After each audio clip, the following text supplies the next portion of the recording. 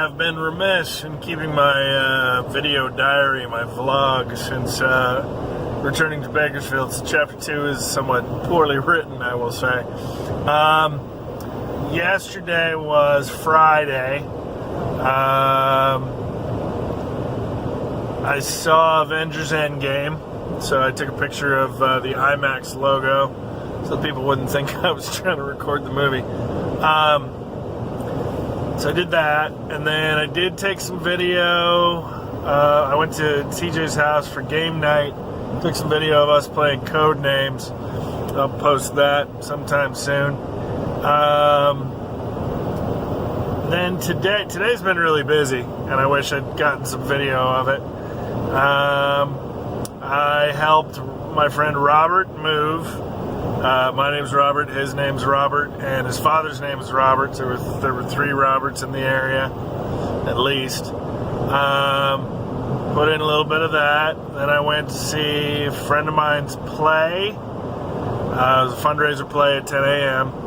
Then I went back and helped move more. And then I had lunch with Octavio. And then I did a trade in Pokemon Go. Picked up a Heatran and traded what did I give her? Oh, I gave her a shiny Machamp, I guess, which is green instead of that bluish purple. And now I am actually on the road out to the coast because I'm going to go see an improv show on the coast. And yeah, and then I will drive back after the show. So this is a pretty busy Saturday. It's been pretty non-stop, which is why I haven't really recorded a whole lot. This is California Highway 46, coastal bound. It's about a 2-hour drive, and that's about all I have to say about that. So peace. See you on the other side. So it's ironic to take video at this point, but it's also a piece of the drive to the coast that always strikes me a little bit, and when I drive this road, and I think about it when I'm on Route 66. So the times that I've been on Route 66 that I've taken another video, somewhat reminded of this. This is coming up, this Y intersection that you can see off in the distance. This is where James Dean died. Yeah, that's where he crashed the Spider. I think it's a Spider. At a very high rate of speed. So it's a little sobering, and it's a little ironic that I am taking video while driving up to and through this intersection. But I thought it was an important thing to catch.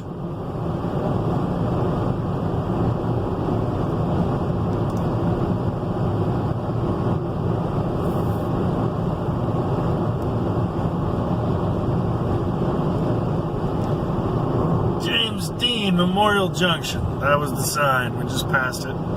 It's hard to catch. It's pretty small. Yeah, this was it.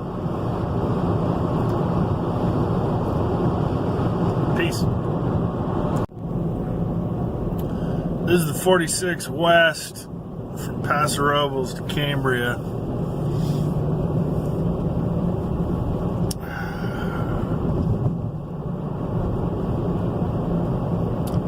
I hope the fog shows up on the video.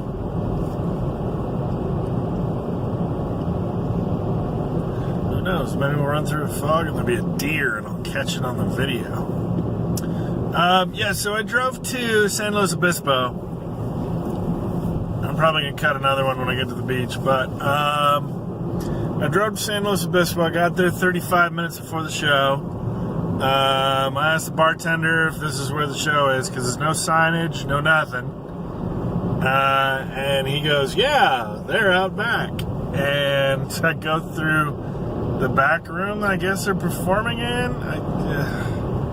I go use the bathroom, but there's nobody managing house. There's nobody managing audience. There's no box office. I don't see anybody who looks like they're... I mean, there's a group of people out on the patio courtyard between like 5 or 6 different businesses, but nobody looks like they're managing a production of any kind. So that's lovely. Thanks, buddy. Thank you. So after I use the bathroom, I go back into the bar and I ask if I can order food, and he has to call the kitchen that's up the street to see if they're ready to make food. Even though there's a window next to the bar that clearly is to a kitchen. So I order chicken potato skins, barbecue chicken potato skins, and he calls them to place my order, and he says a different item name than what's on the menu. It's like the potato skins were like chicken doodle doo or something like that, and he says chicken poodle doo or something like that. But there's also a choice in the item between hot sauce and barbecue sauce, and he doesn't say either one of them to the guy on the other end. And so after he gets off the phone, I'm like, I want to make sure I get barbecue and not spicy. He goes, oh, yeah. So I sit down with my glass of water to wait for the show and wait for my food. And at 7:58, woman comes out of the back, goes to the bartender, and tells him that they're going to cancel because they were expecting a bigger audience. They've never done anything to open the house. They've never done anything to say anything to anybody in the bar, and there's a good 6 or 8 people in the bar, some of which I'm pretty sure were there to see the show, but they just cancel with no warning and no notice and no communication. And then, like, the 6 people who are planning on performing, I guess, walk out. And so I sit there and I'm just kind of befuddled. And I go up to the guy and I go, was that the show? And he goes, yeah. And so he didn't say anything to them. He knew I was there to see the show. So I put my glass of water on the bar and I walk out, and I'm like, dude, I drove 2 hours to see that show, and it's a good thing the potato skins never showed up. And he goes, yeah, I know, right? And I'm just going, dude, part of my negative experience here is that, and I didn't say this, I was just so flabbergasted by the whole thing. I'm just going, yeah, part of the negative experience is that my food never showed. It's been 30 minutes and I don't have an order of potato skins. So, why am I driving to the beach then? So I started home, and I stopped to gas up because I would have made it by like 3 miles, and I don't like to cut it that close with gas. And so I've told a couple friends about my experience, and one of my friends says, go to the beach and listen to the ocean. And so this is a friend who I trust, who quote unquote gets me. And so I was hesitant only because I'm half an hour away from the beach. But she's right. The path is where I am. And there continue to be signs. And I know there's a video coming on this topic, which I'll probably do in the dark at the beach, seeing if I can stare up at the stars or if I can even park there. We'll see.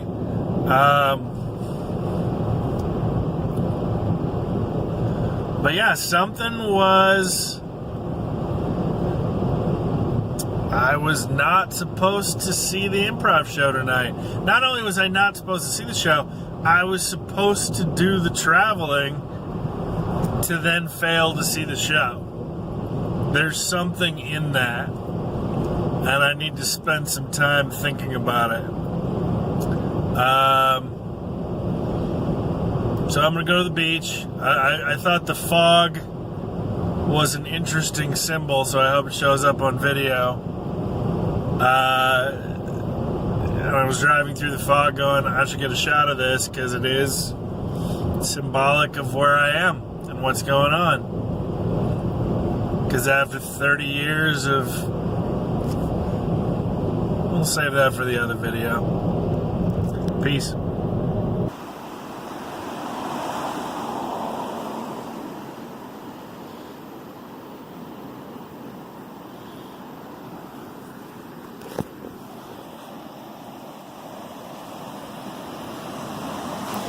This runs the risk of attracting more attention. So, I'll go this way. It's probably spooky light.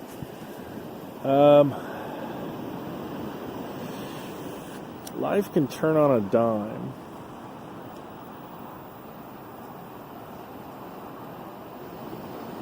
And you never know. I don't think you really believe that can happen until it happens to you. Whether it's somebody dies or changing your career or housing or whatever. But life can change very fast. And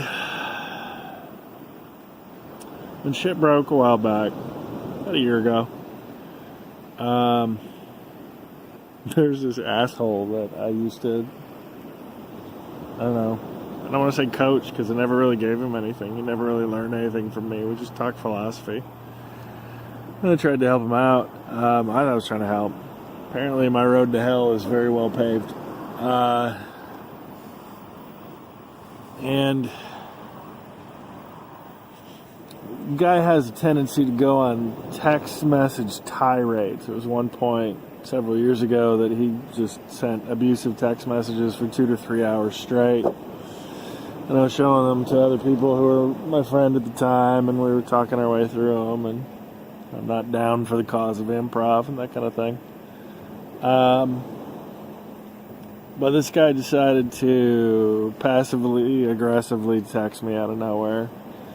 Told me they were taking over the high school improv festival that we started.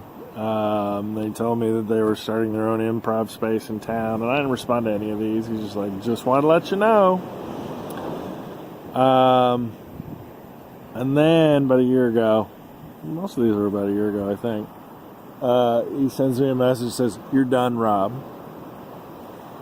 And I thought it was funny. And I still think it's funny. Because nobody gets to decide when I'm done but me.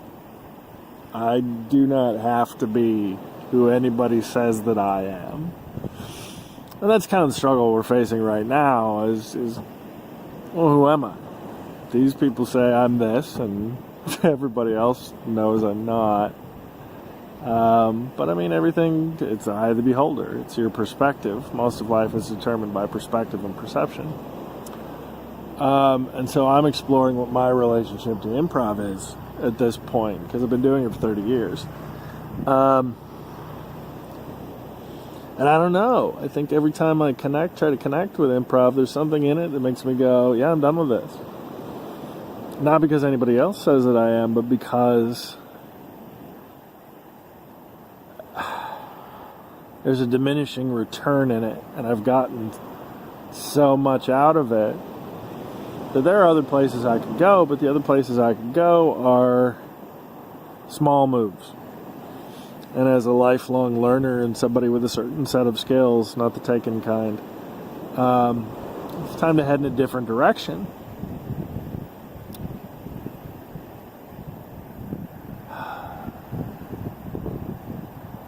And so the fog is about figuring out and being in that, I don't know what direction we're headed.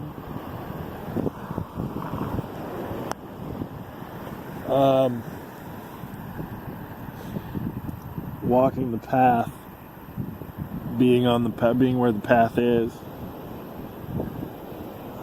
Because improv is not connecting right now.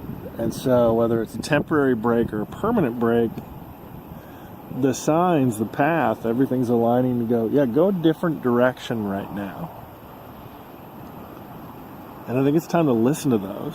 Again, not because anybody else says you're done, because there are avenues I could go. It's just, I've always been able to fight battles to go in the direction I want to go, and I don't want to fight. I just don't. This is about being who I know who I am, pursuing the things that bring me joy, and right now improv does not. There are elements of improv that do. There are applications of that skill that do, or those skills that do. But improv itself, I could go down to LA tomorrow and take drop-in classes somewhere. I mean, I know where to go and who to talk to, and it just bears no appeal at the moment.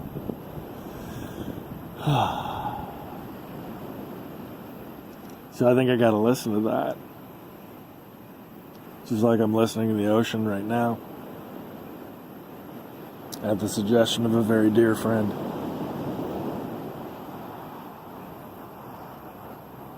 So in a few minutes I'm going to pack up and drive back to Bakersfield, but for now, I'm going to listen to the ocean for a few more minutes.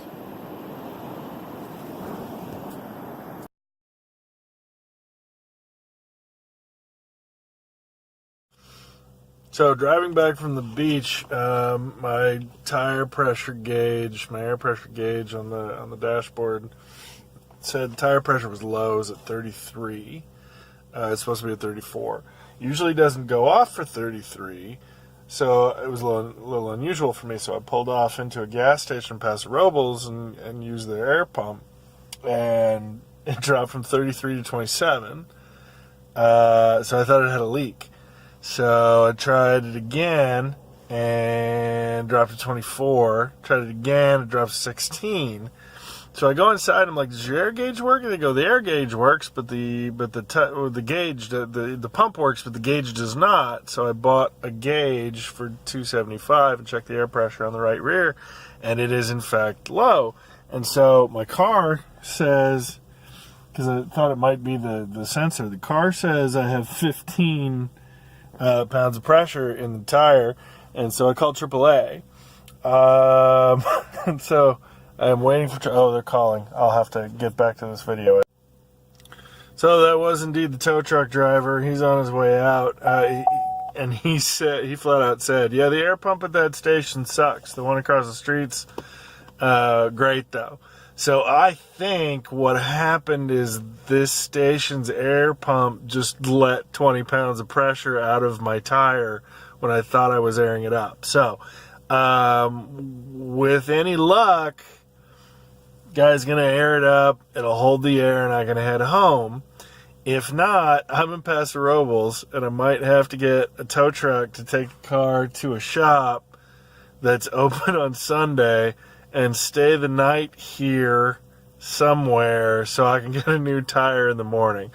I'm hoping that's not it. I'm hoping it's just the air pump, because it seems really plausible that pump just let 20 pounds of pressure out of my tire and then it's easily replaced, because it's still at 15. It seems to be staying at 15. So it was an event that happened on the trip, and so I felt like documenting it. I'm glad the flat tire. I mean, I guess it doesn't matter. It's AAA. But I got a flat tire in Paso Robles. So, guy's going to come put some air in it. Hopefully that solves the problem. Keep you posted. So I'm close enough to my destination that I don't think I will jinx myself in saying this. So the guy came out and put air in my tire, and the tire has held the air. It is currently at 40 pounds of pressure, and it has been the entire trip home. So what happened was I had my oil changed a few days ago, and apparently they didn't touch the tires, which at Big O is standard. They check the tire pressure and they do rotation when they do oil change. Three-Way Chevrolet did not. And so when I was coming back from Cambria, my tires ran low, probably because it was cold out, so the tires shrink a little bit. They don't expand quite as much. There's a physics thing there. I'm sure I'm butchering it right now. But so the tire dropped to 33, and I pulled into the station to add air to it, and the technician told me, yeah, the air pump sucks. And the woman at the counter told me, yeah, the gauge is busted, the gauge doesn't work, but the pump works. Pump didn't work. Pump actually let 20 pounds of pressure out of my tire when I thought it was airing it up.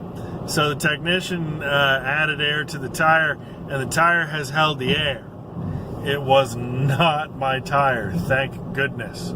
So I have just about made it back, and I'm going to get some sleep, and tomorrow's more or less a rest day. I have no plans other than to go make a Dungeons and Dragons character, and hopefully I get some footage of that. But yeah, it's almost 2 o'clock in the morning, and I'm going to get some sleep a few minutes from now.